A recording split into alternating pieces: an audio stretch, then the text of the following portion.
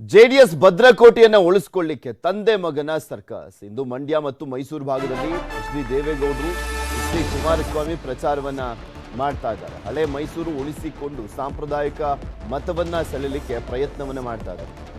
ಈ ಎಲೆಕ್ಷನ್ ಮಾತ್ರ ತುಂಬಾ ಇಂಪಾರ್ಟೆಂಟ್ ಜೆಡಿಎಸ್ ಪಕ್ಷಕ್ಕೆ. ಅಳಿವು ಉಳಿವಿನ ಪ್ರಶ್ನೆ ಇದು, ಸೋಲು ಗೆಲುವು ಅಲ್ಲ. ಅಳಿವು ಉಳಿವಿನ ಪ್ರಶ್ನೆ ಆಗಿದೆ, ಅಸ್ತಿತ್ವದ ಪ್ರಶ್ನೆ ಆಗಿದೆ ಜೆಡಿಎಸ್. ಸೊ ಹೀಗಾಗಿ ಹೆಚ್ಚಿನ ಸ್ಥಾನವನ್ನ ಗೆಲ್ಲೇಬೇಕಾಗಿದೆ. ಅದು ಹೆಚ್ಚಿನ ಸ್ಥಾನವನ್ನ ಗೆಲ್ಲೋದಿರಲಿ, ಅತಂತ್ರ ಸರ್ಕಾರ ಬಂದ್ರೆ ಮಾತ್ರನೇ ಜೆಡಿಎಸ್ ಪಕ್ಷಕ್ಕೆ ಉಳಿಗಾಲ ಅನ್ನುವಂಥ ಸ್ಥಿತಿ ರಾಜ್ಯದಲ್ಲಿ ನಿರ್ಮಾಣ ಆಗಿದೆ. ಚನ್ನಪಟ್ಟಣ, ರಾಮನಗರ, ಕೆಆರ್ ಪೇಟೆಯಲ್ಲಿ ದೇವೇಗೌಡರು ಪ್ರಚಾರವನ್ನ ಮಾಡಲಿದ್ದಾರೆ.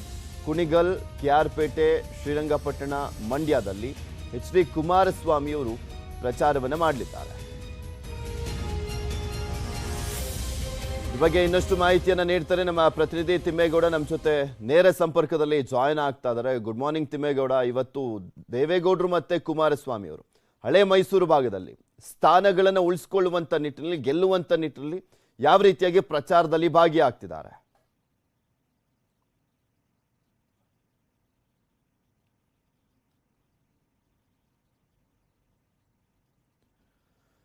ತಿಮ್ಮೇಗೌಡ, ನನ್ನ ಧ್ವನಿ ಕೇಳಿಸ್ತಾ ಇದ್ರೆ ಇವತ್ತು ದೇವೇಗೌಡರು ಮತ್ತೆ ಕುಮಾರಸ್ವಾಮಿ ಯಾವ ರೀತಿಯಾಗಿ ಪ್ರಚಾರದಲ್ಲಿ ಭಾಗಿಯಾಗ್ತಾ ಇದ್ದಾರೆ ಅಂತ?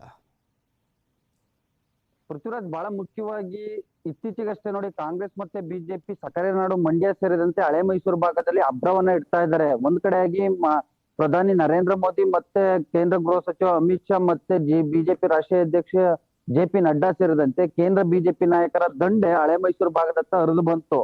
ಮತ್ತೊಂದ್ ಕಡೆಯಾಗಿ ತಮ್ಮ ರಾಜಕೀಯ ಕಡುವೈರಿ ಹಾಗೂ ಮಾಜಿ ಮುಖ್ಯಮಂತ್ರಿ ಸಿದ್ದರಾಮಯ್ಯನವರು ಕೂಡ ನಿನ್ನೆಯಷ್ಟೇ ಮಂಡ್ಯದ 4 ವಿಧಾನಸಭಾ ಕ್ಷೇತ್ರಗಳಲ್ಲಿ ಭರ್ಜರಿ ಪ್ರಚಾರವನ್ನ ಮಾಡಿದ್ದಾರೆ.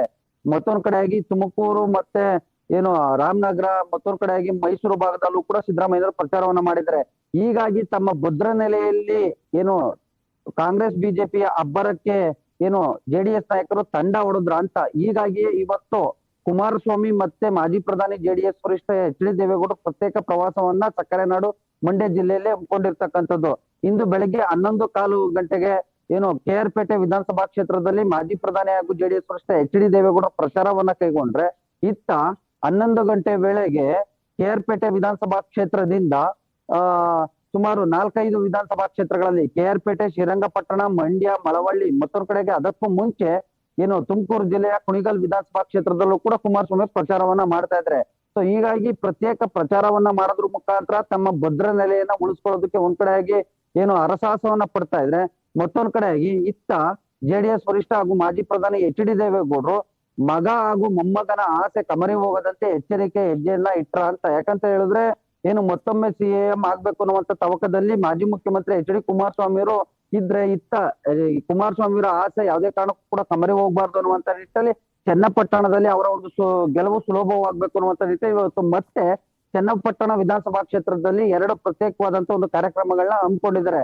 ಇದಾದ ಬಳಿಕ ಪಕ್ಕದ ಮೊಮ್ಮಗ ನಿಖಿಲ್ ಕುಮಾರಸ್ವಾಮಿ ಪ್ರತಿನಿಧಿಸುವಂತ ರಾಮನಗರ ವಿಧಾನಸಭಾ ಕ್ಷೇತ್ರದಲ್ಲೂ ಕೂಡ ಎಚ್.ಡಿ. ದೇವೇಗೌಡರು 2 ಕಡೆ ಪ್ರತ್ಯೇಕ ಪ್ರಚಾರವನ್ನ ಹಮ್ಮಿಕೊಂಡಿದ್ದಾರೆ. ಯಾಕಂತ ಹೇಳಿದ್ರೆ ಈ ಬಾರಿಯ ಒಂದು ಚುನಾವಣೆ ನಿಖಿಲ್ ಕುಮಾರಸ್ವಾಮಿಯವರ ಒಂದು ರಾಜಕೀಯ ಭವಿಷ್ಯದ ಒಂದು ಪ್ರಶ್ನೆ ಆಗಿರ್ತಕ್ಕಂಥ ಹಿನ್ನೆಲೆಯಲ್ಲಿ ಅವರೊಂದು ರಾಜಕೀಯ ಭವಿಷ್ಯ ಉಜ್ವಲ ಆಗ್ಬೇಕು. ಈ ಹಂತದಲ್ಲಿ ಮತ್ತೊಮ್ಮೆ ಅವ್ರಿಗೆ ಹಿನ್ನಡೆ ಆಗ್ಬಾರ್ದು. ಮಂಡ್ಯ ಲೋಕಸಭಾ ಚುನಾವಣೆಯಲ್ಲಿ ಯಾವ ರೀತಿ ಹಿನ್ನಡೆ ಆಯ್ತೋ ಆ ರೀತಿ ಹಿನ್ನಡೆ ಆಗ್ಬಾರ್ದು ಅನ್ನುವಂತ ನಿಟ್ಟಲ್ಲಿ ಎಚ್.ಡಿ. ದೇವೇಗೌಡರು ಇವತ್ತು ಎಚ್ಚರಿಕೆ ಹೆಜ್ಜೆ ನಡೆದ್ರ ಮುಖಾಂತರ ರಾಮನಗರ ವಿಧಾನಸಭಾ ಕ್ಷೇತ್ರದಲ್ಲೂ ಇವತ್ತು 2 ಕಡೆ ಪ್ರತ್ಯೇಕವಾದಂತ ಒಂದು ಪ್ರಚಾರವನ್ನ ಹಮ್ಮಿಕೊಂಡಿದ್ದಾರೆ.